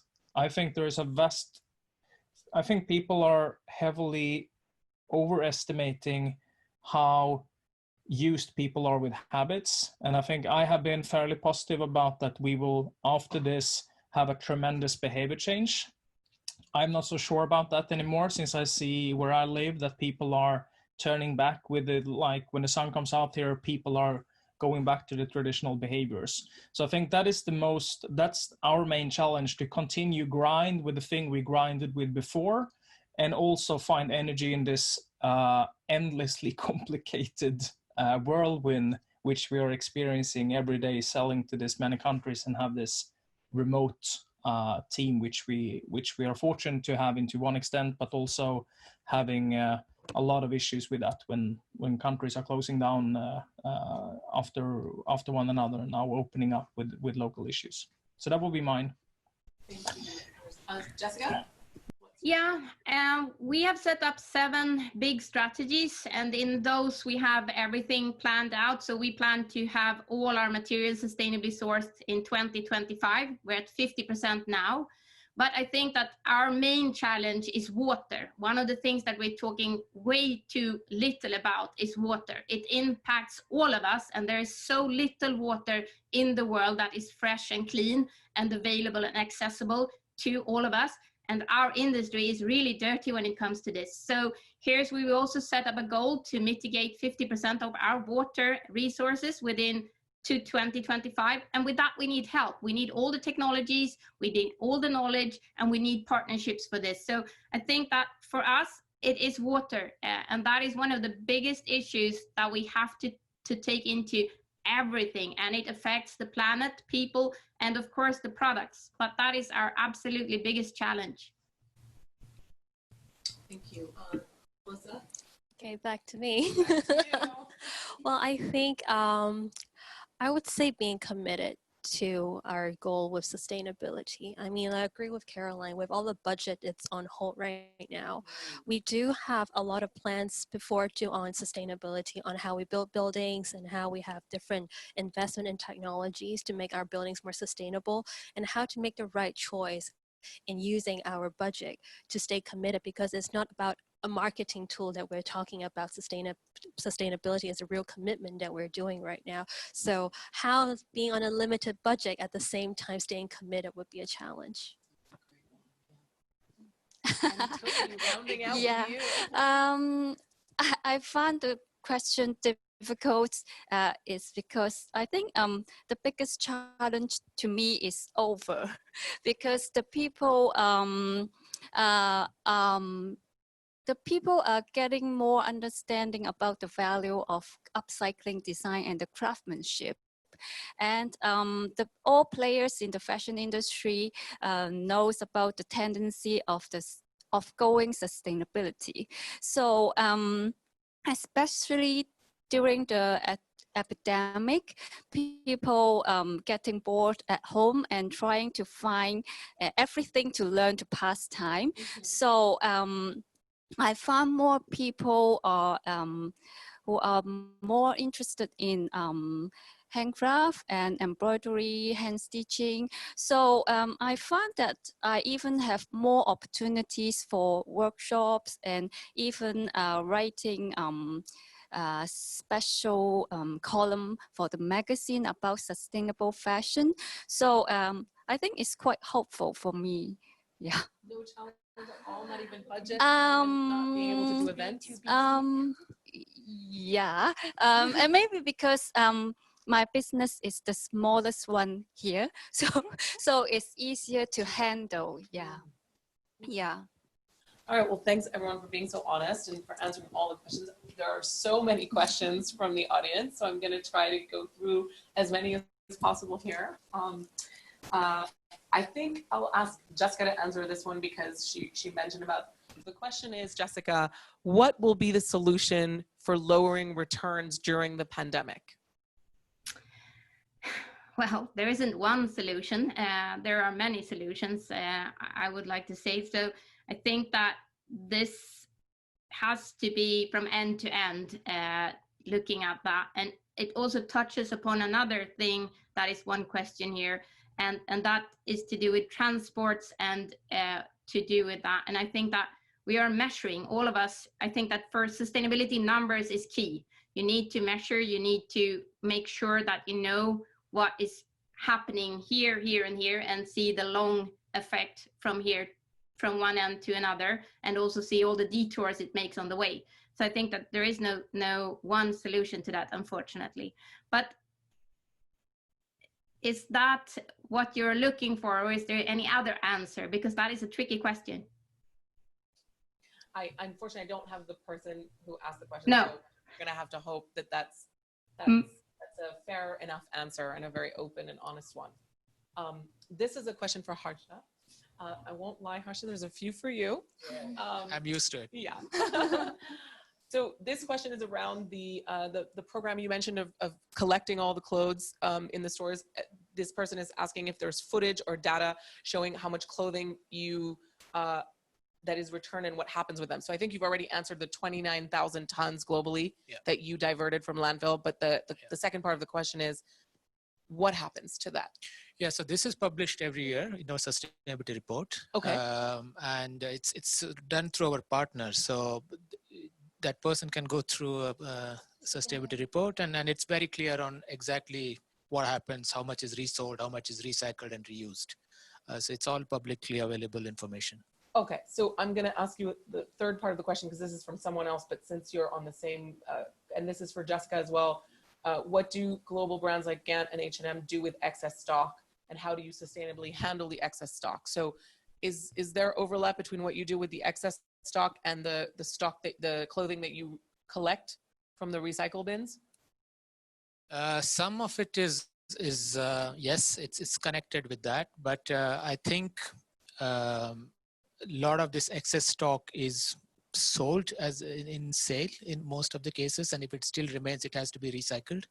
And that is where I was talking about AI and the value of AI. So that is where we had a lot of losses a couple of years ago because of excess stock, but now it's getting much better. But the only solution we have is recycling if it still remains. So no incineration and no resale down channels for excess stock for H&M Group? Not really. I mean, no incineration for sure, but it's the next solution is recycling. Jessica, what's your excess stock?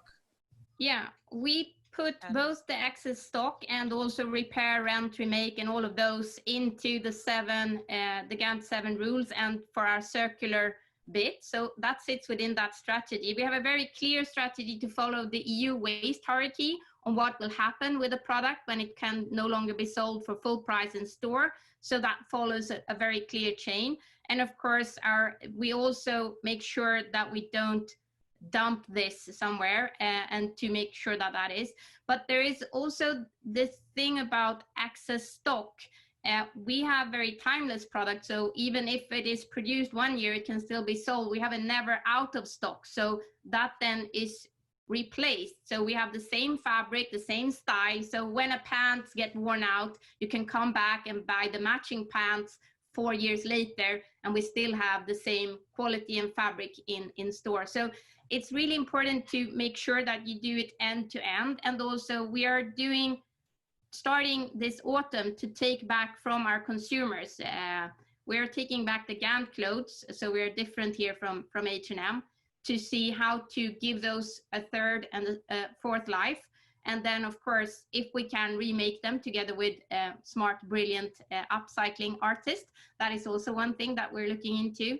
And I think that here is also the quality of the garment is also a way to make sure that they can have a long life. And I think that there's a question here as well for free repairs.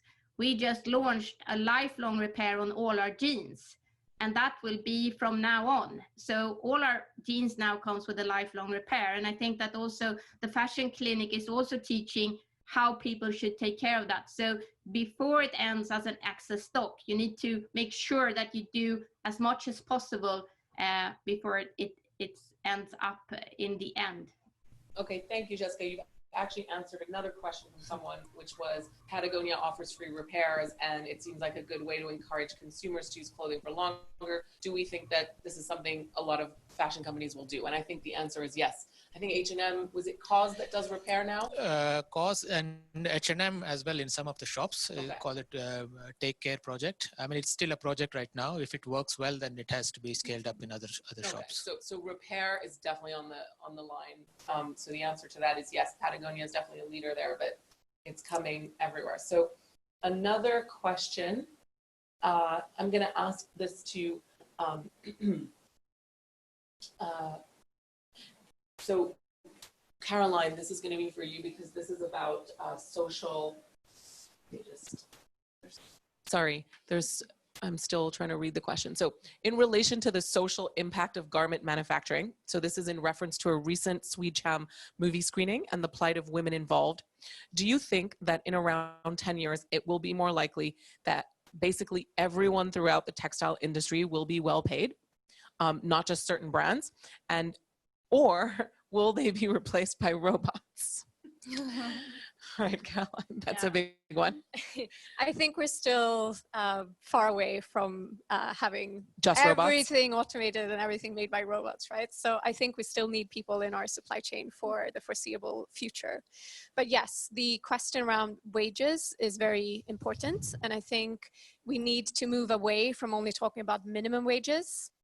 We have been talking about fair wages for a while, but then there's also living wages, right? So these are three different concepts. So living wages is when you go out to the communities and you assess, like, what is the cost of living? And then you make sure that that person can support him or herself and dependents and pay rent, you know, have a decent standard of living and all of that. So that was actually something we were just about to launch and do these like assessments in all our locations right before COVID. So we were like literally budget crunch. Yeah, but also lockdowns, right? So we couldn't even go out to the communities and do this. But this is very important, and I think that's the future for sure. And we need to make sure that everyone, not just us as a tier 1 manufacturer, but everyone in the supply chain has a decent job and is decently compensated. Including your suppliers, you were saying? Absolutely. Right. Okay, great. There's quite a few questions around accessibility of sustainability. So we've got one question about how there's a paradox around sustainability because it's not affordable to the majority of people.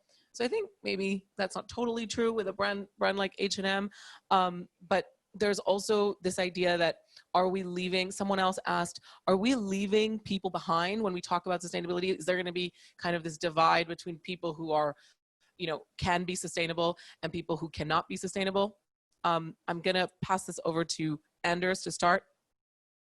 Sure. I think there are also a risk for a long answer here. I think one, we as consumers, if I take that hat on for a little bit, we have been used for such a long time that things are too cheap. And to make things sustainable, it have to be considerably expensive, but it is more expensive than buying the cheapest thing online. So I think that is one thing to take into account. Secondly, I think that there is a huge risk of dividing communities.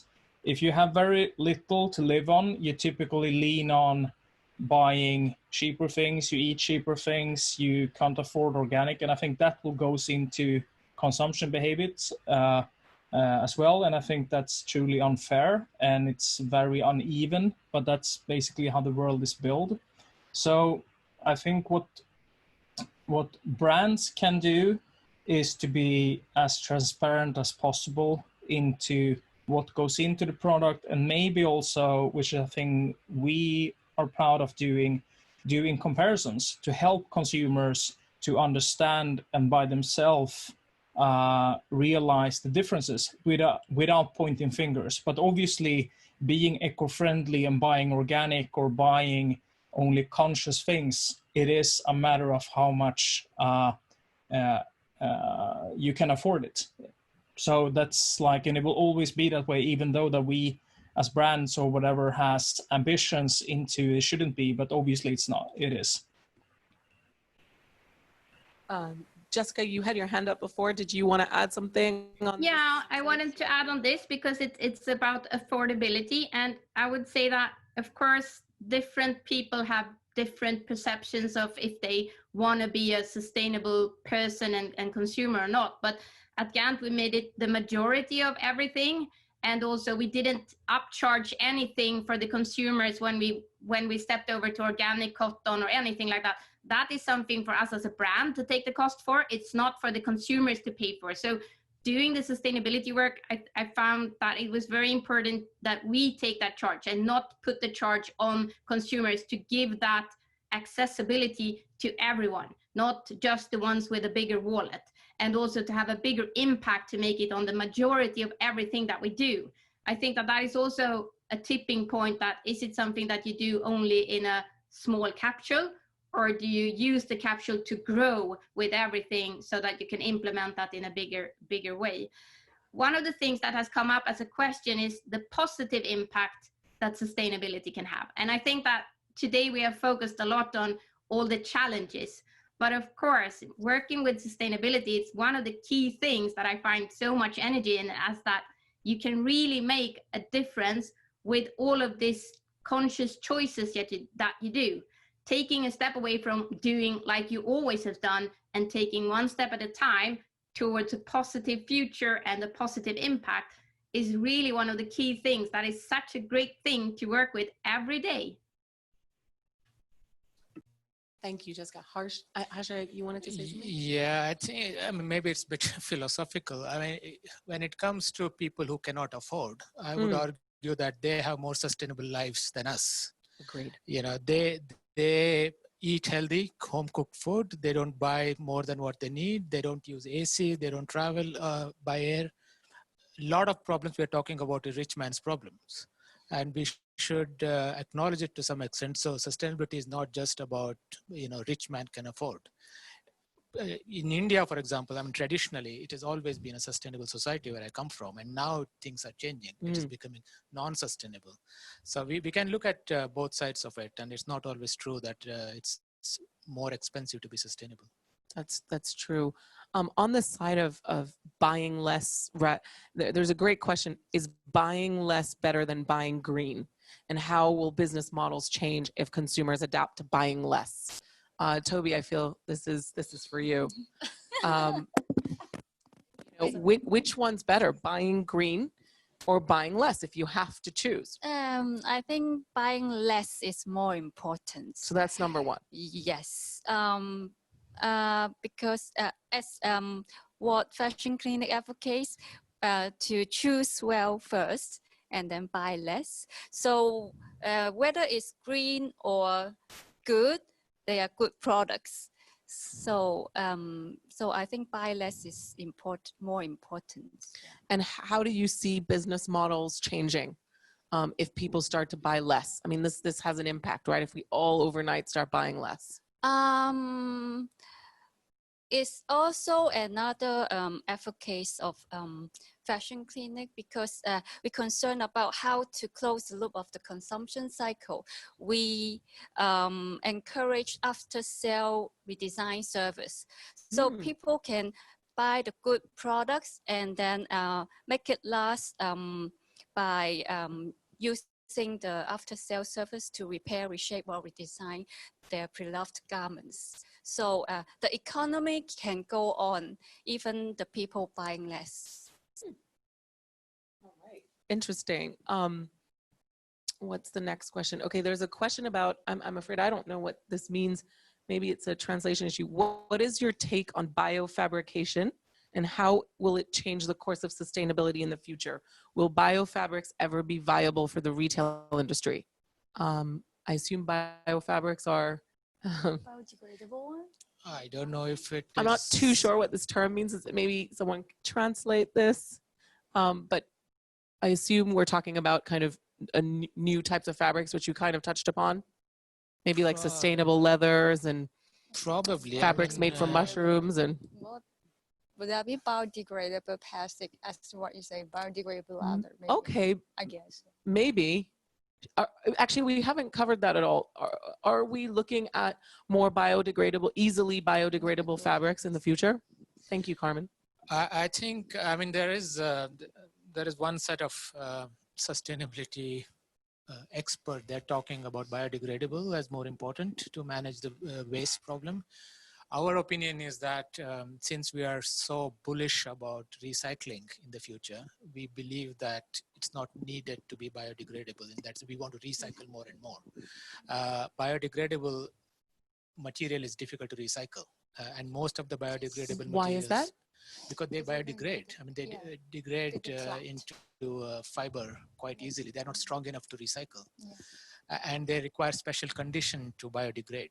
And that is also not possible in a normal landfill, for example. So these are not biodegradable just in open air. This is kind of industrial biodegradability. Yeah, so same issue in the packaging. Yes. Okay. Okay, I hope that answers the question because I don't think anyone was in their biofabrication. What else? We have a question about, okay, this is for Harsha and Jessica. Do you feel that sustainability in fashion can only be about complying, doing less harm, and reducing risk? Or can it also be about creating new business opportunities? I can start. I think great. It's absolutely fantastic with sustainability that it can create new business opportunities. Rent is one of those things I would like to state. And also looking into this will of course disrupt the whole industry. Doing sustainability really from the ground up and in all the aspects will of course open up for new business opportunities, but it will also disrupt the old ones. And here is where, if you're working together, you can find them. If you're standing alone, you will very soon lose out. So I think that, again, sustainability is the greatest place to cooperate and not compete. So I think that again it's really a good time to find new business opportunities. Sometimes it's still hard because we still count the way that we had our ordinary business. So we know that renting out when it's being washed and all of that also comes with a cost compared to being. So here's where you need to find more numbers, how much positive impact it can have, and not just count all the little things that you normally counted on, but also put on the positive side and count on that. Yeah, I think at least within H&M Group, we believe that sustainability is important even to survive as a business. It is not just about doing good and compliance. 20 years ago, it was about compliance. Okay. Just to give an example, I mean, 10 years, 20 years from now, there will definitely be fight between fiber and food. You know, there is a limited land and you either grow food or fiber. The only solution we will have is material that we will develop on our own. We can't rely on cotton farmers to grow cotton for us in the future. So we have to develop our fiber in order to make sure that our company survives for next 70 years. Okay, I'm glad you said that because we got an explanation about the last question. They were referring to biofabrications and biofabrics. They were talking about, for example, textiles made out of algae or fungi or soybean. What? I think but that's the same problem as cotton, right? Because they're crops. Yeah, and some of them are crops. Some of the, for example, we used orange fiber. Basically, it's from orange peels. Right. And that is waste from juice industry. So that's good. That's good. And then we have from wine industry, you have you can develop leather kind of material from wine waste, right. From grapes. So there are a lot of these kind of materials which are considered waste for one industry that can be material for textile industry. And do you see that being in the future kind of a much bigger percentage of the? Absolutely. I think they will create, now what we talk about polyester, nylon and cotton, they will be replaced by different kind of fibers in the future. That come from waste or diverted from other sources. But this also sits within circularity as a whole, for every industry to look at what is their waste and how can that be used in another part of another business. And I think that here is where we as an industry also need to work much closer with other industries and not just be within our group to look at what others have, like they don't. And we have seen this in other industries as well, like the food industry gives a lot back to the skincare industry that they before had to do synthetically and now can use the leftover from tomatoes, for instance, to make skin cream that is good for you. So I think that here's where we need to work with other industries as well and not just keep within our own little world, but to really broaden our horizons. Great point. Yeah. I can comment on that as well, since we are actually doing a lot of products that comes from waste from other industries. The main problem, as I will see when that comes into fashion, is to one, get stability. Most of these products, I'm not sure that H&M has seen that as well. The raw material itself is typically quite unstable. So when you're scaling up, you, one, can be short on supply, or secondly, you can get different outcomes when you are producing. We see that a lot with our mobile cases we make here in Sweden as one example. They are different since we're taking it from the waste from a harvest, and the harvest is different every year, even though that we might not like it. That's just the way how life is when you are taking from agricultural waste. And I think if we can accept that as an industry, or we can accept that as brand, it is great. But typically what can happen is that you add in supporting materials that maybe when you're doing the life cycle analysis of that material is not the best option compared with a very stable material if you have to throw away a lot of, or if the end life into after half a year is find it to be very short, or whatever it can be. But I think it's an very interesting topic, and I would say we have at least 5 different products that come from waste from other industries, but it takes tremendous time, and also you have to educate the customers about the end results might vary. Interesting. Thank you for sharing that. Good to know about challenges as well. There's a great question, I think, that we haven't covered as much today, which is about transportation. So a lot of industries, including fashion, you've got, the raw materials are coming from somewhere else, then it's made in a second place, then it's being shipped to a warehouse in a third place, then it's being retailed across the world. So the question is, the carbon footprint of one piece of clothing is pretty high, not to mention all the packaging. What's going on for that? Like, do we see a return to more local and regional production, having more, how does it work? Maybe Caroline, you want to start? Yeah, sure. I wouldn't say that I'm an expert on the whole transportation and logistical aspect, but definitely, we're moving some of our operations to a country like Ethiopia because it's closer to Europe, which is our main market, right? So hopefully that will make it easier to shorten the lead times from the factory back to the retail spaces. But at the same time, we're still seeing most of the raw materials coming from Asia.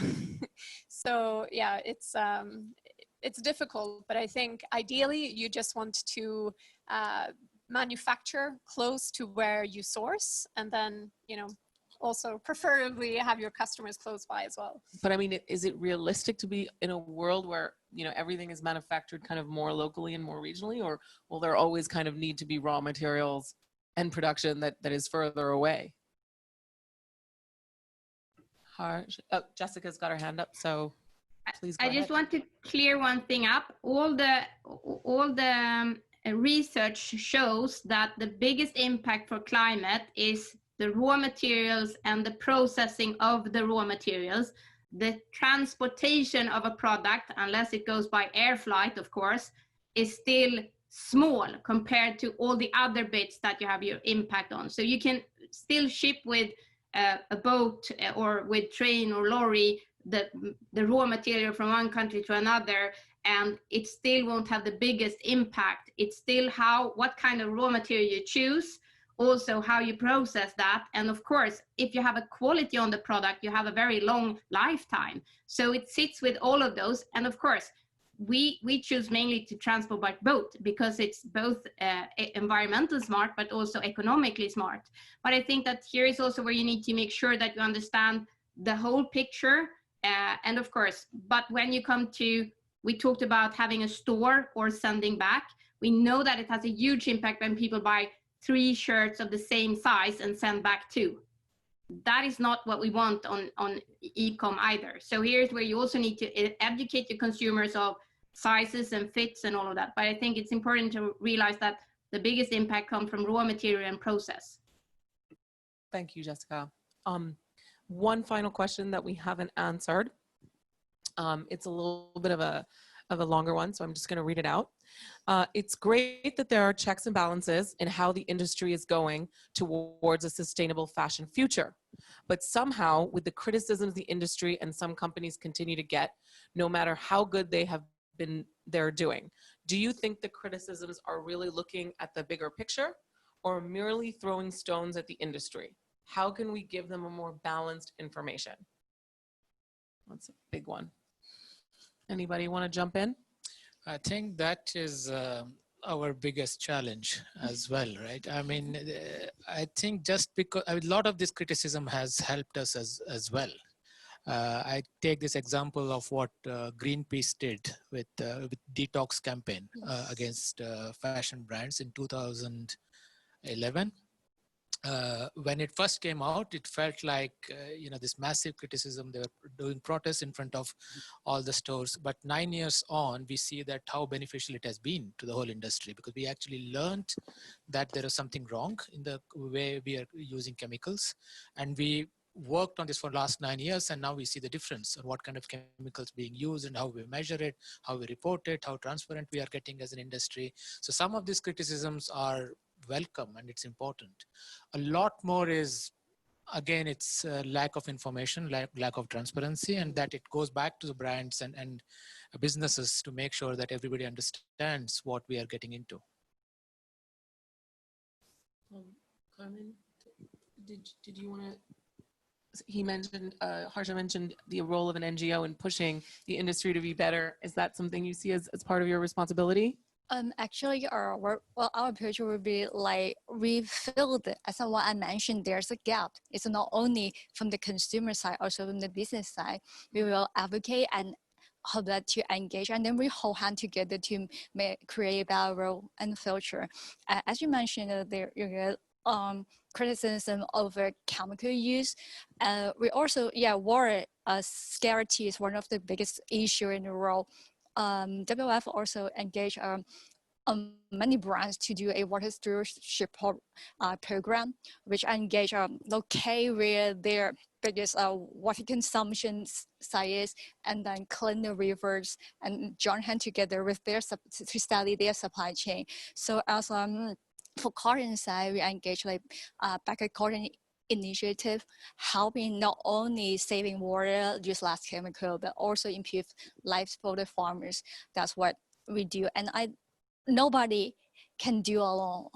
And everybody, as fashion is like a ecosystem that every party got their own stakeholders, consumer, supply chain, the brands, everybody, and so as the government, we got to advocate them where everybody got their own part, and only by everybody doing a little bit, we could create a better world. And the biggest room in the world should be the room for improvement. We all know that right now we are doing our best, we feel, but by tomorrow or next week, we get technology or a new stuff that comes up, we can push the bar and we can do more. That's what I feel. Thank you, Carmen. That's really a hopeful note. I've got two last questions, so we're going to keep it quick because it's really the end now. What do you think about digital garments? Do you see a big future for such industry? Do you think digital garments will be part of real fashion collections in the near future? Anyone here want to talk about digital garments? Is that something any of you are working on? No? Okay, I think we're going to go to the last question, which is probably the best one to end on. Do you think a full circular economy in fashion is possible? And if so, how long will it take? Toby, do you think it's possible? I think it's not a question about the possibility. It's the tendency and what we should go like this for our future. So it is what we must do now and in the future. It is not talking about the possibility. So you think it's an inevitability? Yeah. Yes. There's no choice. Yes. And I think, Harsha, you've already shared a very similar message. Totally agree. I mean, it has to happen. Otherwise, we will not be having this industry for many more years. Jessica, Anders? Yeah, I would like to say that this is also a mindset. Where at Gant we do sustainability because we can and want to, not because we have to. I think that is also a really important thing to remember. And I think that, of course, circularity is a possibility, but it's also a foundation for our industry to be a part of our only and one planet. So I think that is, of course, something that we will do. and also enjoy doing, because there are so many things here that we can create, work together on, and also have the help of both consumers and businesses to really work on this. And it's fun. Circularity is really fun. So I'm going to continue with that. And I want to stress that even though there are many things to do, circularity has many answers as well. So it's really good. Thank you, Jessica, and thank you for joining us from Sweden. Anders, any last words about the possibility of a circular fashion economy? I think honestly it's a long way to go before you can state out that fashion as an industry is circular and truly sustainable. I think that it will be, as in almost any other type of industry, there will be a lot of big companies such as H&M trying and doing loads of initiatives. But then basically will be the tipping point will be a few younger, more agile companies who hasn't have the long legacy to take into consideration that will then push the industry towards the shift. I am not so positive, unfortunately. I'm typically a very positive person that this will happen before 2030 at a mass, and I think the reasons for that is purely economics. I'm truly believing, and I truly say that I hope that I'm wrong about this thesis, but I think realistically, money speaks, and as long as a lot of these companies, unfortunately, are getting profits and bonuses on not only focusing on circularity, the change will be too slow. But I'm optimistic into one extent as well, but I think that it will take a lot of time since it is complex and the economics speaks against it. Thank you, Anders. Thank you for joining us from Sweden. Thank you to so all much. the panelists. I think it's been a really fantastic discussion, and everyone's been really honest and open, and thank you for that. I think we're going to close it out there. It's been 2 hours. Hopefully everyone's been really on the edge of their seats. And thank you so much to the organizers for putting on this fantastic discussion. And to the audience, remember, it is going to be available on swedenhk.com. So remember that. And thank you again to the Mills and to everybody else who participated. Thank you. Thank you. Thank you. Thank you. Bye-bye.